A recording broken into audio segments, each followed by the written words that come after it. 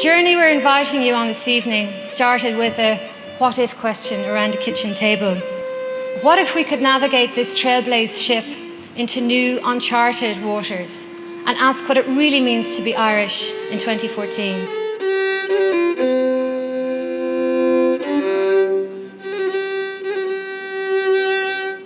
Not alone in Ireland, but across the world, our institutions losing their credibility. And in a way that might not be a bad thing, because it is time for a new conversation from the centre.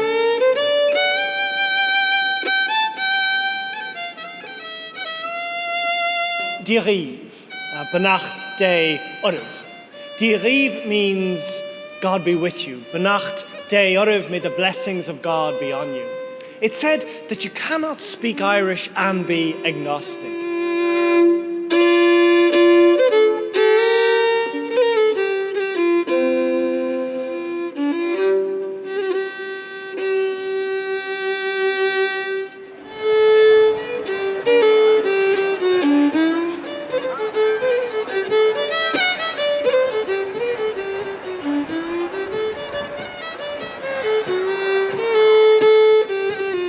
I believe that story is extraordinarily potent. All of life is lived through story. The stories we internalise about ourselves, our self-worth, our lack of it. Story is how we make meaning of our lives. Every waking minute we're bombarded by story, and when we go to sleep, we're flooded by the stories in our dreams. Stories about our deeper selves, told to us by a profound and master storyteller deep within us that we don't even know. The future is what we build together, and that can be an ugly, vulgar extension of what we already are, or it can be an invitation to the reality of what we might become. The gift of imagination, ladies and gentlemen, is a universal sensibility within us all. It strives to make visible the invisible. It strives to make visible the ineffable, the unfathomable. It bridges the gaps between words and thoughts. In my humble opinion, imagination is a massive catalyst for change. When I was a kid, I missed a sudden death penalty that cost my parish an All-Ireland title. And to this day, that is something that I feel no small amount of disgust with myself about. But my therapist suggests that I imagine that a young Eleanor is in the room with us, and she asks me, what would you say to that, Eleanor? Would you say that it was her fault? I say, of course. She kicked the ball. I'm proposing to you that we attempt to put Ireland in therapy, and to do that I'd like you to imagine that there is a 7-year-old Ireland in the room. I'm going to say the things that happened to it, and each time if you would do your part of telling Ireland that it wasn't your fault.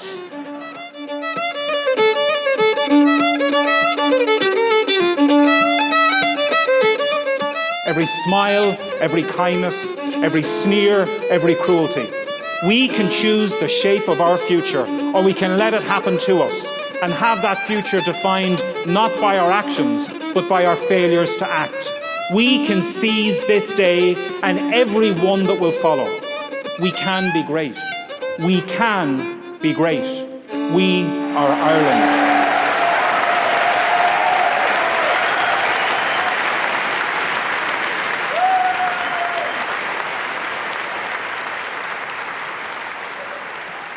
I decided to abandon what I thought I knew and to go looking for answers among the people of Ireland.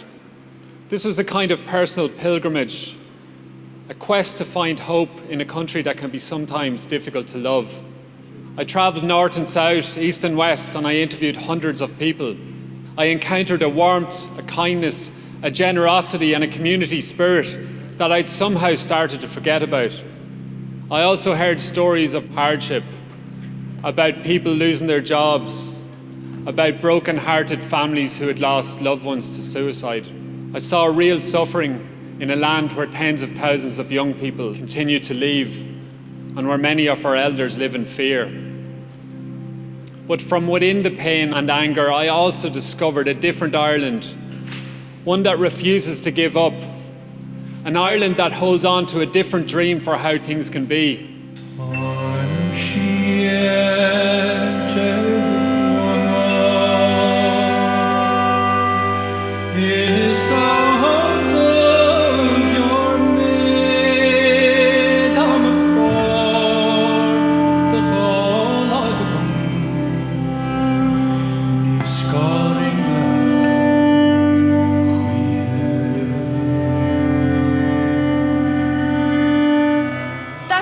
To eat every scrap of food on our plates because we're only 6 generations away from a famine.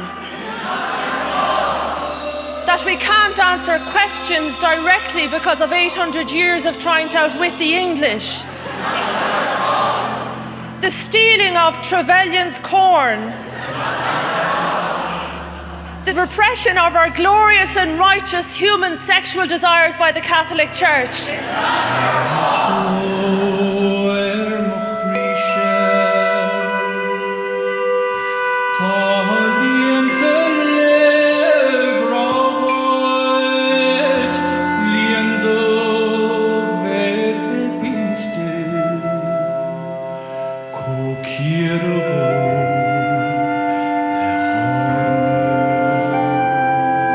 St. Patrick, an Englishman kidnapped by Irish traders, sold into slavery as a sheep boy, and then who escapes to the continent and finds out about Christ there.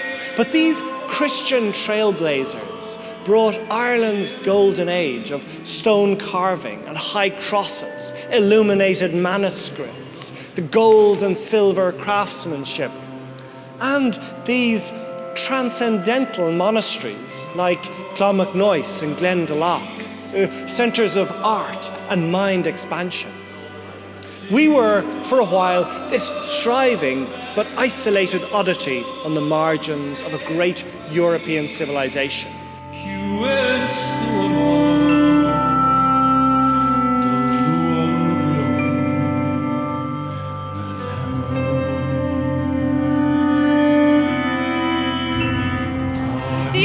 Swiping the 6 counties off of us.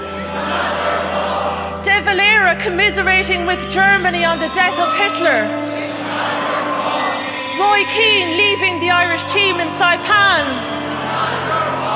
The inevitable emotional distance between the Irish people and our diaspora. Jerry Conlon being put in prison for 15 years for something he didn't do.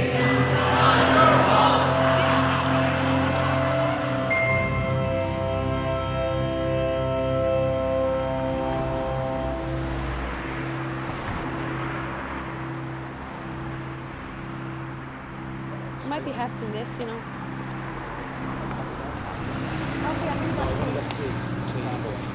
Do you want one of these Christmas packs? Did you get one of these over Christmas? No. It's got a few treats in it, a little surprise. Can't tell you what's in it, little bits of cake and things. I'll surprise myself. We live every day in Ireland with addiction because whether we've experienced it or not, we can't avoid it. It's in our faces because it's on our streets. When we live with addiction, what else do we live with? We live with what can't be said. We live with the holes inside of us that run so deep they can't be filled. I think for a long time we filled these holes with religion. And then when our belief ran out, we filled them with money, and we've always had drink and drugs. When I say holes, I mean trauma. I'm talking about the things that are so painful they can't be talked about. I'm talking about what's too painful to accept. The word addiction comes from the Latin. It means without voice. Ireland is an addict. Many people here have never had a voice. We were all born innocent. We were all once cuddly little babies in prams. So how does anyone become a heroin addict? I've met a lot of heroin addicts, and every one of those people have told me that they were sexually abused. It's not surprising when you think that heroin is one of the strongest painkillers you can get. Can you see the link? This is one of our national traumas. This is a huge part of what still needs to be voiced.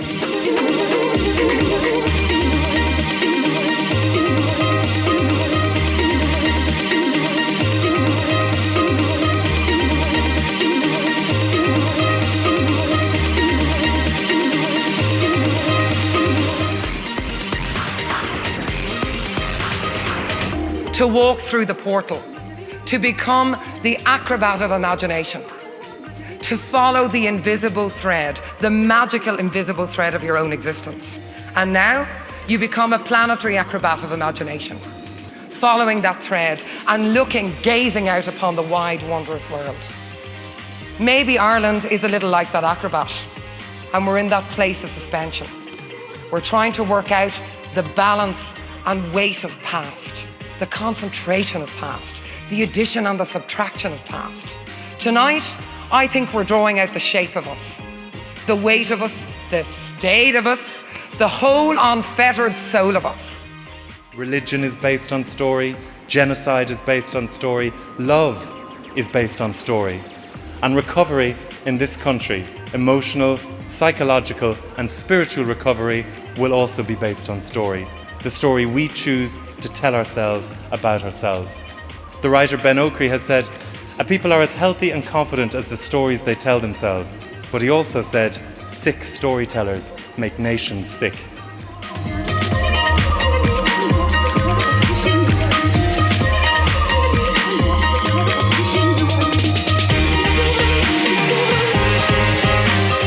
That we've never had an Irish Pope. That we've never had an Irish person in space.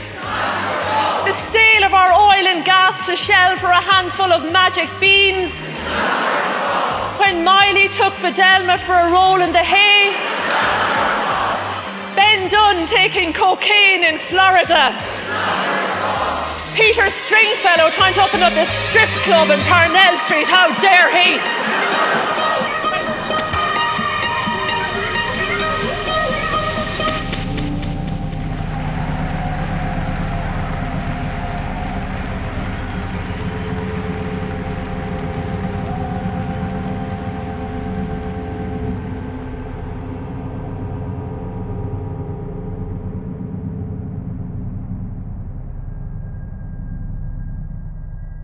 With the collapse of the Roman Empire and then this flooding down of heathen hordes of Goths and Vandals and Visigoths, the old order, the civilization in Christianity was destroyed, bringing about the Dark Ages.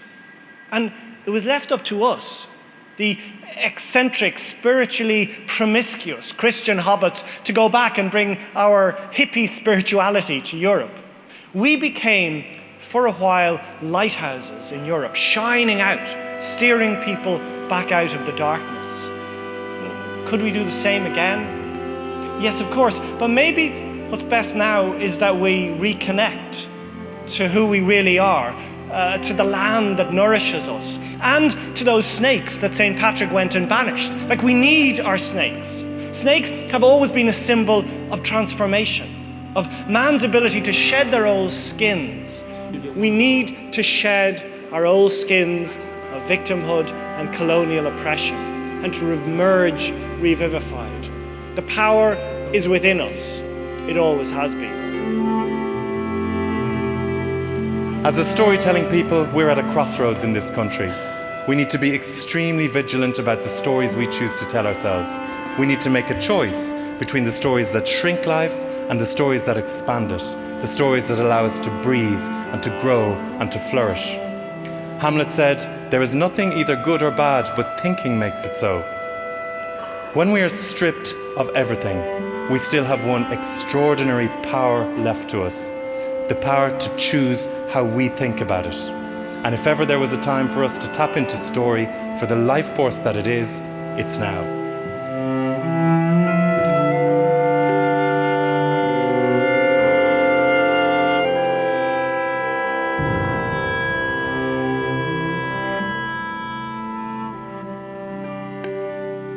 There was a story told one time about Fionn McCool and the Fenians, Fionn McCool and the band of warriors that travelled across Ireland.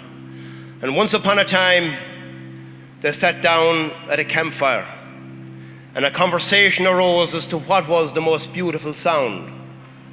And as each warrior gave his opinion, the first warrior said he felt the most beautiful sound was the song of the skylark. The next warrior said it was the song of the blackbird. The next warrior said it was the sound of the ocean. Someone else said it was the bellow of the stag in the autumn. And when it came to Fionn McCool, he thought for a while, And he said, the most beautiful sound, he said, is the music of what happens. And the music of what happens in Ireland, our long story on the island, our relationship with the mountains and the rivers, that long story, the ancestral song, the path woven by our ancestors, that is still the deepest certainty. That is still the solid foundation. And to go through life without knowing that is fatal.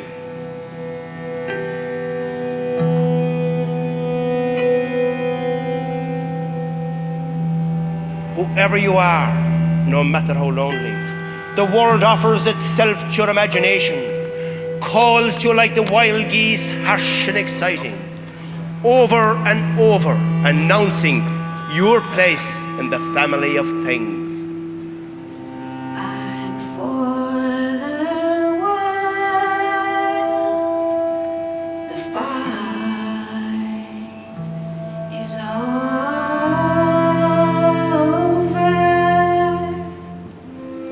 And yes, the world is ours forever.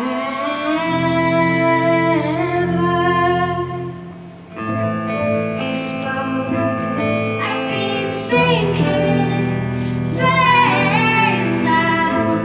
This boat has been sailing so long, somehow finding its working. I'm seeing so clearly. I'm feeling somehow it's all making sense. Yes, I'm feeling everything understood, nothing left underneath the rug. Yes. We are a place of sounds, of music and words and pictures. We are Ireland. We are of this place. We, the inheritors of all that has come before us and the shapers of all that will follow. Lives that resonate in the stones of this place. Where once I fell, I now get up. Michelle Smith tampering with that sample. Thierry Henry's handball. Louis Walsh and his mediocrity factory. Oliver Cromwell's careerism. The space around Ryan Tubridy that he doesn't take up.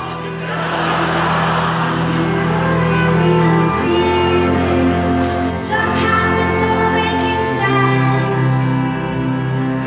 Yes, I'm feeling everything understood, nothing. We don't need to be anyone's best little country for anything. We just need to be the best that we can be for ourselves and for those who will follow. There can be no better. We are the 6 million on this beautiful island and the 70 million beyond it. And we are Ireland, all of us, every day in all we do.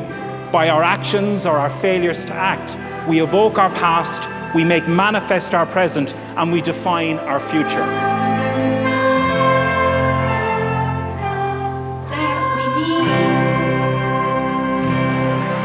Anglo-Irish Bank. All of the other banks. For the lazy, low expectation politicians that we had in the boom. The Celtic Tiger property bubble. Actually, maybe that was a bit of our fault, but shh, it's gonna be okay. It's gonna be okay. We need that we need.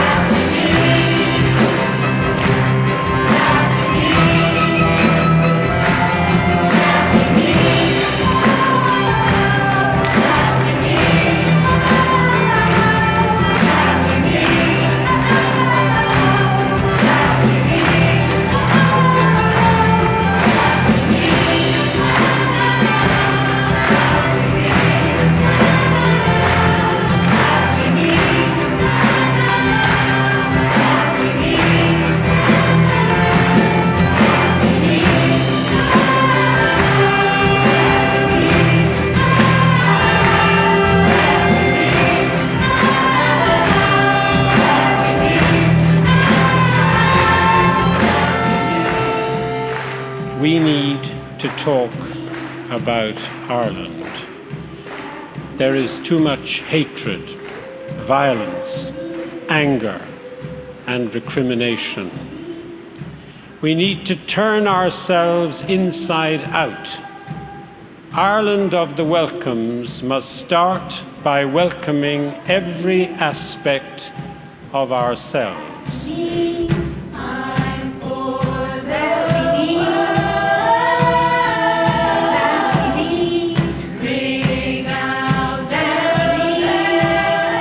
It is still possible for those of us who live on this island in the second decade of the 21st century to shape our future as we see fit.